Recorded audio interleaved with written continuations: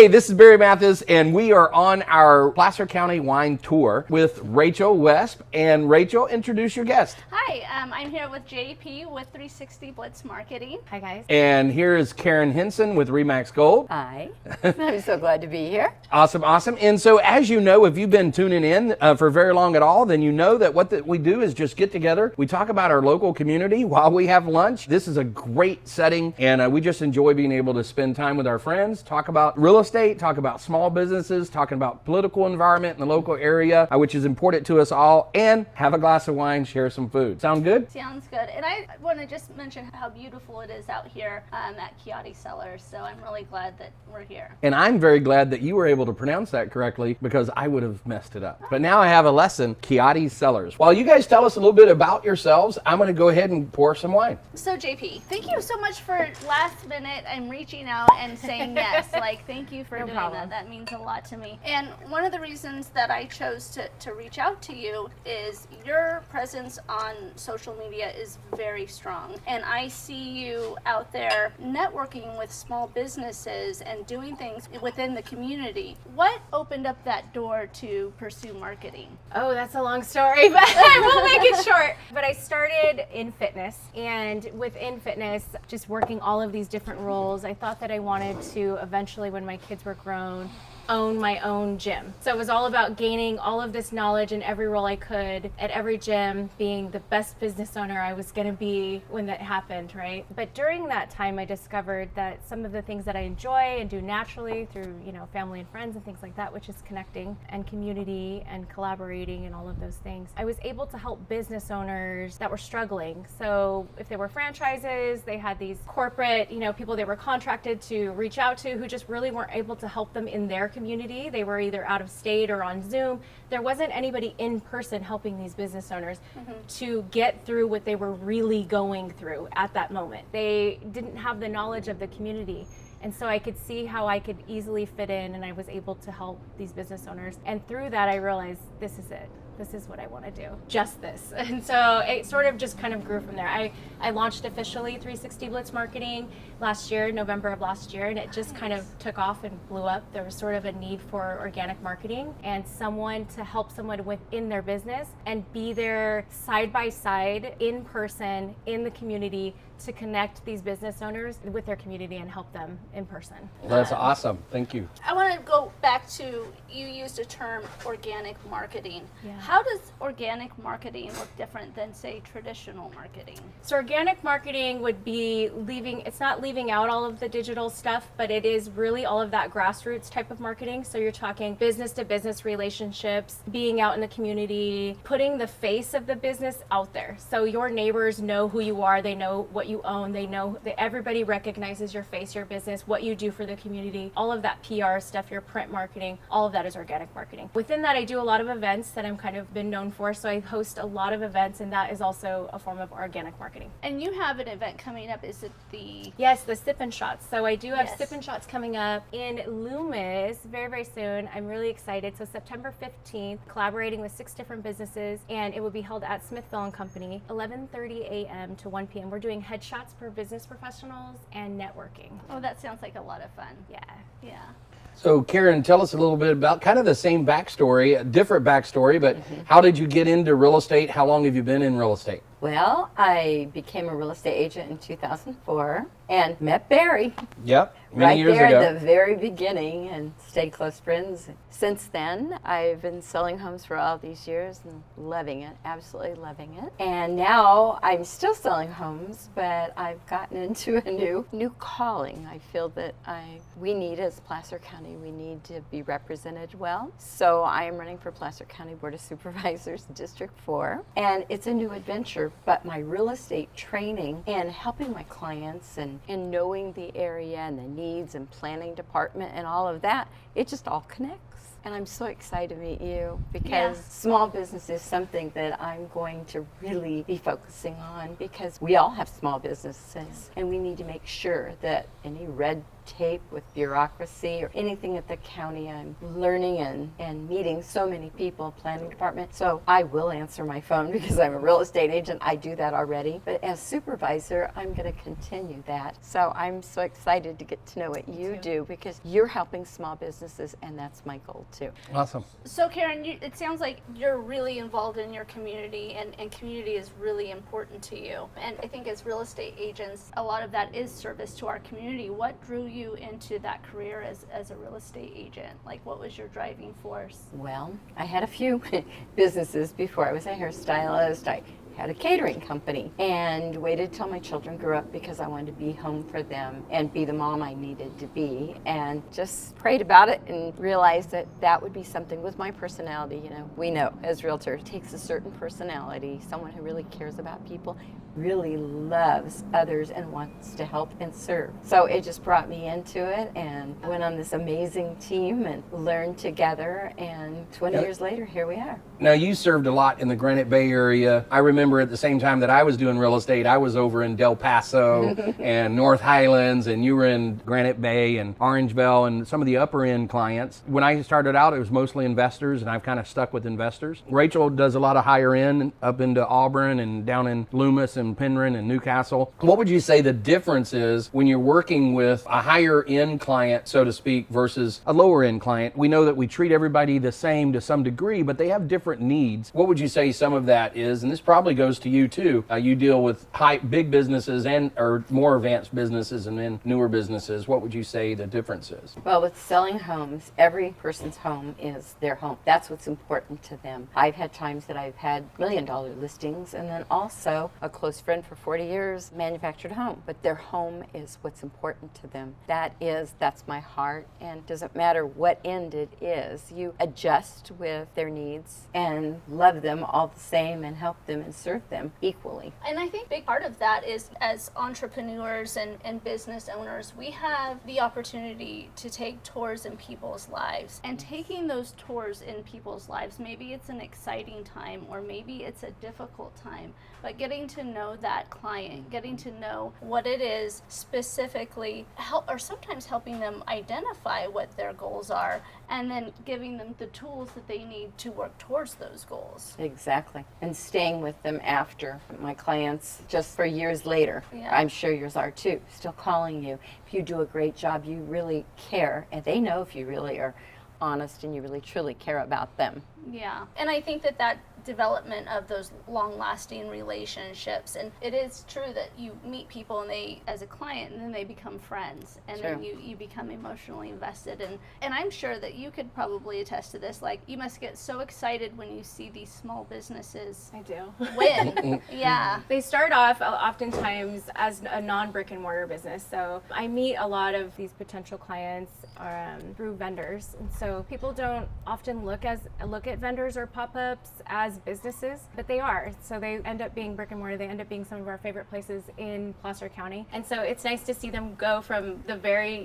where they first start all the way up to the grand opening day. Yeah. So it's really neat. But to answer your question very earlier, I think that any business, no matter what size, as long as they're incorporating and master the 3 C's, the community, the collaboration, and the connection, I think they're going to be successful. That's what's going to help you build roots in your community, longevity. I always say, I know I told you this before, Rachel, but any business, when you think about your favorite places to go or the places that you repeat and you keep bringing your friends to, it's not often the bougiest place or the fanciest place. It's where you know the owner, great service, great food, whatever it is, great gym. It's not the fanciest equipment. Whatever it is, there's some sort of a community or there's a reason why you go there, your favorite place, but it's not often what you think it would be standing from the outside. After doing all of this research and realizing, what are these businesses doing that are successful? They're small, they're killing it. What are they doing? But their face is out in the community. They're connected and they have learned to embrace their competition. So they're collaborating with everybody. There's no competition and they're supporting their community.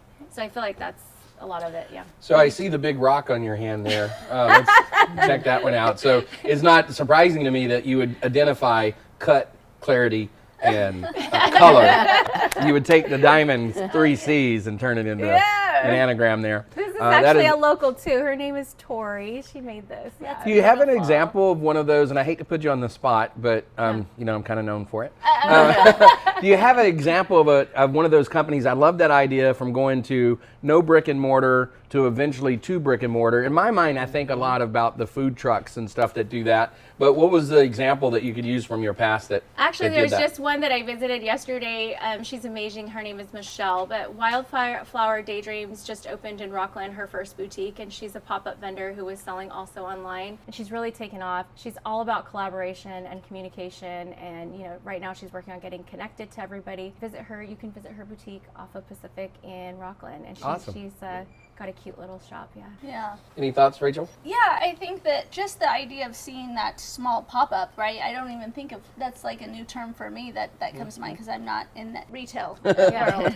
But to think about them having that vision and that dream of where, you know, you start here, but where they ultimately want to go. And I think that really does connect with real estate, right? It's buying that first home, getting your foot in the door, purchasing that first house. And then a lot of us have the dream house in mind. But like for me, talking to my clients, I'm like, but just start here. Like you just have to get started. Get your foot in the door, and then you can build your way up to that, fulfilling that goal that you have. I think that's probably one of the things that I definitely first-time home buyers and even people re-entering into the market, maybe they lost their home during a downturn and they just feel they don't want to do that again. But I think the first thing that they do is they think that's not the end goal. Or because rates are high right now, I can't start. Right? And I think that, I mean, I look back at my first house was a condo in Everett, and that wasn't our forever home. But again, it's like you said, you build on it. First you got the pop-up, and then you go to something more than that, and then you keep building. I know now you're in a house right now, you're remodeling it, you're doing all the work on it, but even that house is not your dream home. Eventually you'll replace that with something nicer, but your house that you're in right now is so much nicer than somebody that's just starting out, or even your first house, right? And so you kind of climbed your way. I remember you did the same thing, Karen, with your house in Granite Bay. Karen's husband is a master bricklayer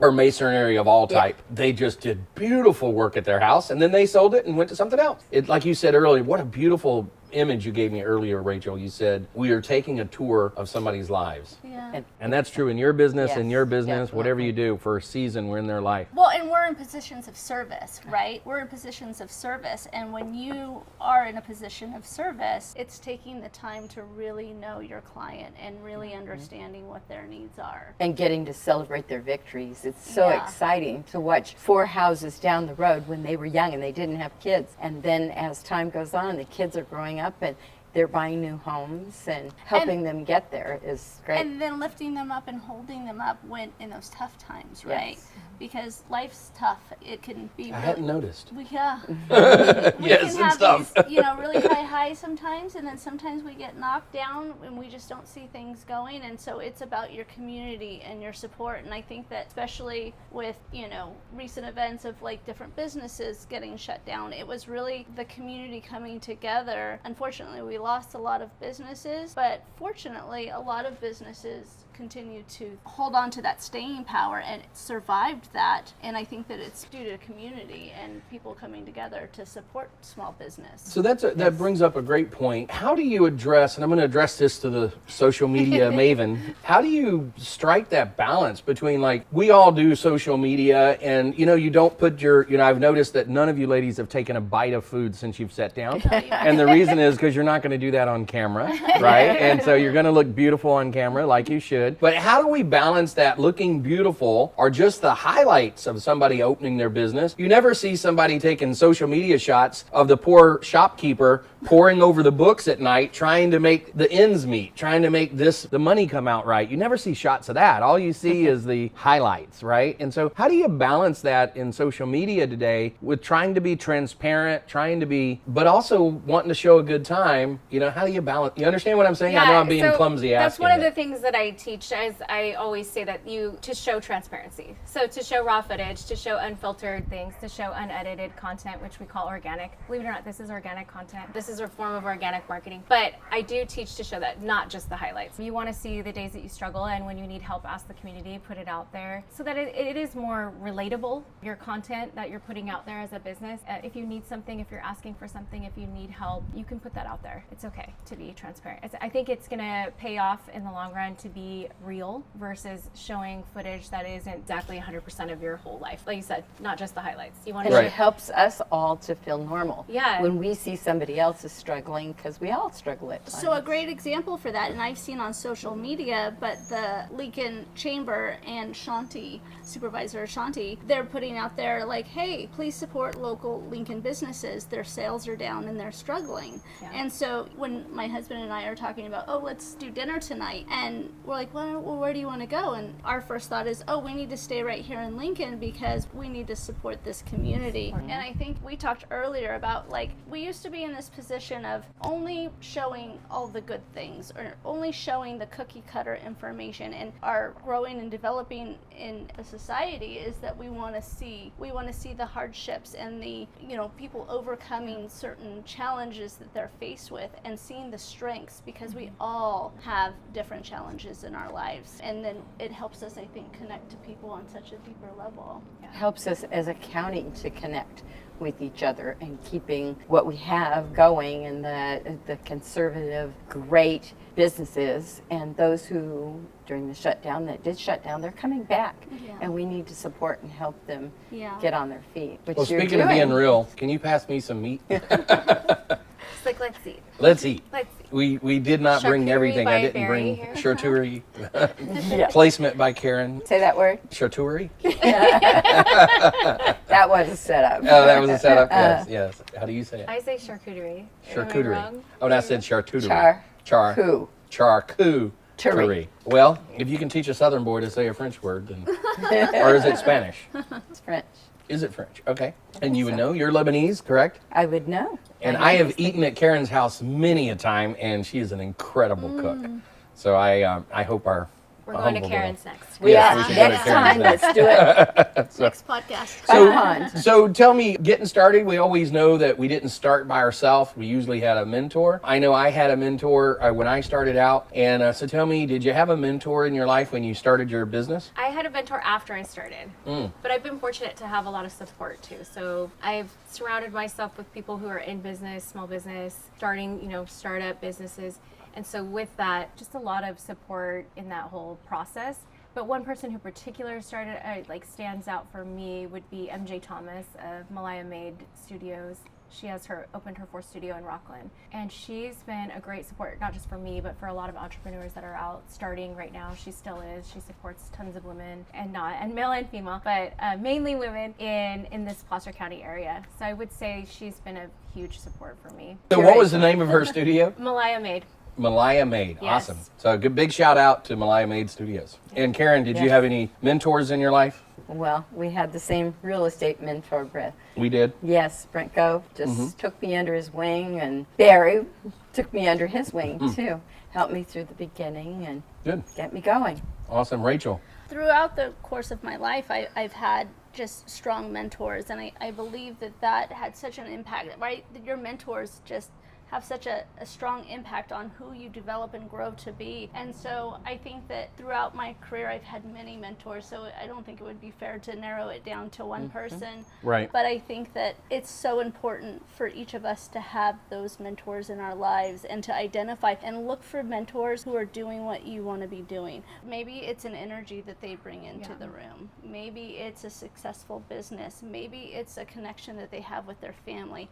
Maybe it's a service to their community, but looking for those characteristics that you want to create within yourself and then seeking those people out. And generally when you see people have those characteristics, they're also in a position of service and love to help people.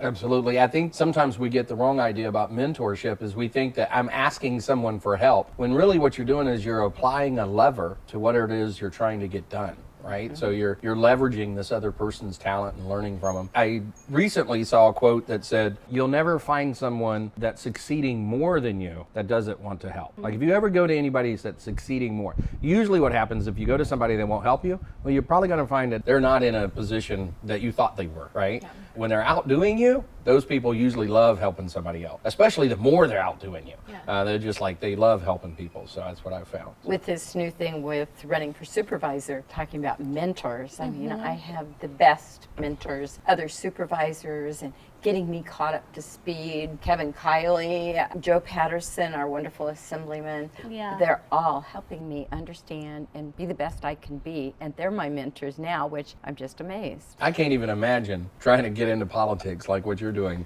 I didn't try. There's so it this just world, happened. it's like one of those hidden worlds. Sometimes people talk about real estate having its own lingo and in politics, it just seems like there's this whole behind the curtain aspect to it. Definitely. That the public never even sees. And I think it comes down to that networking, right? It's networking and it's service. And then you see people who are doing the things that you admire. And I'm sure that I would imagine that that's how you probably got involved in politics. It wasn't that you sought it out, that sometimes your career finds you. And so doing work in the community probably had a great impact on where you are now. And we can all do this. Just my kids grew up in Granite Bay. I volunteered a lot and volunteer at church. That all got this going. I love to serve just like you do. Yeah. We all do, or we wouldn't be here right now. Yeah. And this is just one more aspect, and serving in a different way. Yeah. It's exciting. Yeah, it is exciting. So what about you, Barry? If we talked about mentors, what sticks out to you? I'm a fanboy. I've got Brinko. I'm a fanboy. But not just him. I think there's been some other people. I'm trying to think of one of their names though. But no, a lot him. We're actually currently right now, I'm working with a gentleman named John Jennings and Tom Daves. Many people know Tom Daves' names, and just you're kind of watching next to them, right? And you just see people that do things at just a higher level. I learn a lot from you, Rachel. So, I mean, there's just different people you kind of get close to in their orbit, and some of their orbit rubs off on you. So you're shaped by each one of those people, right? And so I think that's an important thing. JP, how is that impacted? Because you're a small business supporting small businesses. And so you're constantly around so many different small businesses. How has that impacted your business and what your choices have been as you begin to or continue to build your business? Well, it's all about support. So no matter what, I feel like we all just kind of grow together. And the more businesses that I interact with, you learn there's always these common things. So I think that when you start to see what everybody's struggling with, I think getting into politics and stuff is just a natural evolution of things. I think it just happens. But you start to want to be more involved in the cause and what directly affects these small businesses, and what laws are affecting them, what all those types of things. Yeah. So it's kind of a natural evolution. But as a small business helping small business, I think it's all about being relatable to the client. So I think they enjoy it. Yeah. But you never know who's watching. When you're talking about mentors, you can be a mentor out there. You have no idea who's watching you. Yeah. So I do think it's important to put out real footage, raw footage, how-to footage. Teach what we know. Our knowledge means nothing if we're not teaching it. So.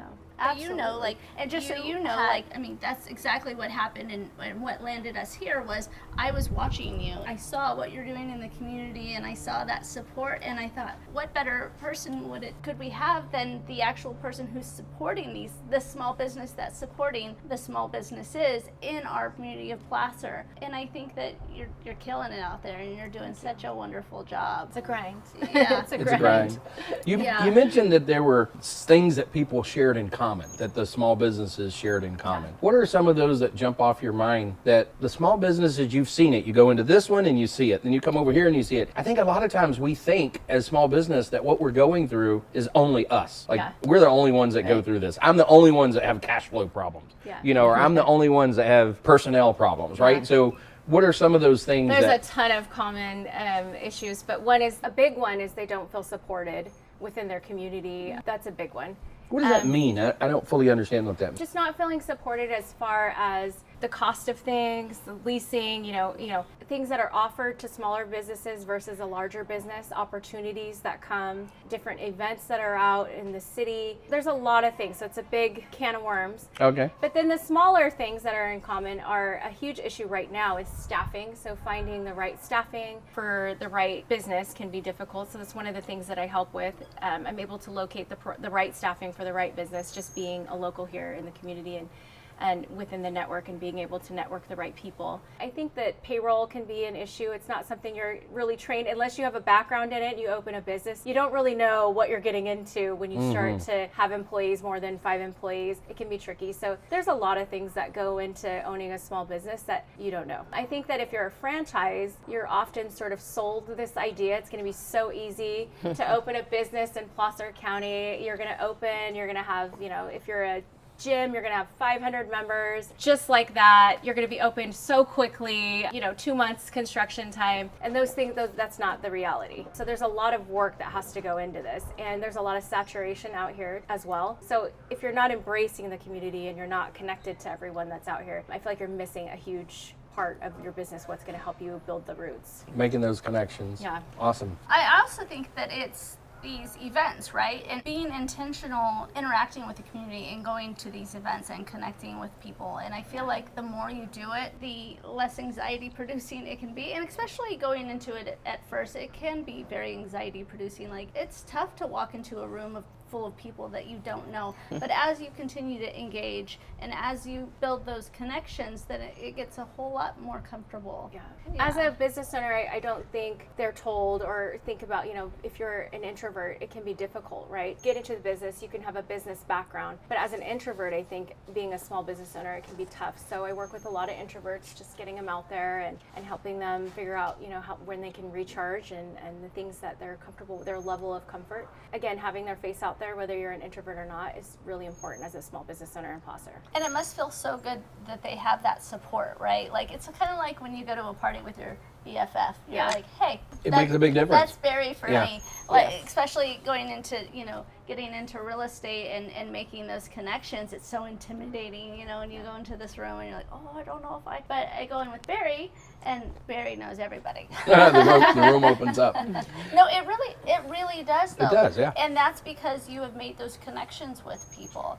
And then through that, I feel more comfortable and I feel like I can take up more space as far as being who I am in that room. And so thank you, Barry. Because Well, you're welcome. Thank you for allowing me. Also, with that, like, as a mentor, you've been a wonderful mentor to me, and that's been life-changing, and it really does impact growth and what you choose to do with your business. All right, I'm going to shift gears here. We're getting ready to wrap this lunch up, even though you guys didn't eat anything. We're going to eat when we're done. Okay, you'll eat. As soon as the cameras turn off, they'll be like diving on the food. So, all right, so this one's a little personal marketing 101. Okay. I splurged this year and got a billboard on Interstate 80, Clear Channel, the big digital billboard. This is where we see Barry's face. Right, and so my face is up there. People are seeing it. Yeah. I'm getting friends, and as she said, I've known people in the area, and they're like, oh, that's Barry, And some people say, oh, that's Kevin James. No, it's not Kevin James, it's Barry. And so, but what I'm not getting is new clients. And so how do you strike the pose between branding, getting your face out there, letting people know you? If I don't get a new client, I'm going to stop running this ad. Does that make sense? Everything you put out there needs to have a CTA. So you have to have a call to action. So it's great that we all know your face, but you're not asking them to do anything when I see your billboard. Right. So I love what you do. I see your face. I recognize you. But you got to say, call me. Mm-hmm. Right? You have to bring them in and lure them in. And so there's other ways to do this. We can talk off camera. but that is, a billboard is actually a great form of organic marketing. I tell you, the one thing I do highly recommend it, yeah. The one thing I've loved about the digital is I can change it when I get nervous at night. So when I'm going, I've changed, the poor guy who sold it to me, I've changed the thing 4 times. I'm on my 4th edition of it, and I'm like, put this one up, because last week I didn't get any calls. Change is good. If you're not getting the calls, keep changing. Yeah, keep changing it until you find something that works. Absolutely don't get stuck with something that's not giving you what you're looking for, which is prospects, right? So I would definitely change it up, but have that CTA on there. It's super important. Really good, really good. Changing your listing picture. Yep. It's kind of like that, huh? So Karen, we're getting ready to wrap up here. Tell us, how can people reach out to you if they want to support you in your run? So why is the plaster supervisor's role so important? And do all of that in 30 seconds or less. Okay. Or 2 minutes. The supervisor role, we actually vote on everything that's important for Placer County in our district. So there's 5 districts, and each of us represent, I say us because when I'm there. Yep. But it's so important to have the right supervisor that will fight for correct things, not make sure that we are on board with community projects, because that's who we are. We're here, we're selling homes, we're doing a living here because it is such a great place to live. And you could reach me at my website, which is karenhenson.org. I have a monthly op-ed in local papers, Granite Bayview, and several of those, and a lot on social media. And I love your ideas. We'll do more of those. I know, JP's great. We're excited about this collaboration here today. Yes, we are. And this is how collaborations are born. It really is. Sitting around having a glass of wine. And JP, how can we get a hold of you for your services? You can find me on Instagram. So I'm 360 Blitz Marketing. And what I didn't say is that I teach business owners in 30, 60, 90-day blitzes how to market themselves organically long-term. So I'm short-term, right? I'm the short-term solution to teach them how to handle their marketing long-term. I love That's that. awesome. Sustainably. Yeah, I love that. And Rachel, if someone wants to get a hold of you, Oh, you can reach me at norcalsbest.com. there you go. NorCal's NORCAL. Let's work on it. NorCalsBest.com. Yeah, that's awesome. And Barry, what about you, bud? I'm Barry Mathis, 916-225-7777. Broker Barry. All right. Thank you.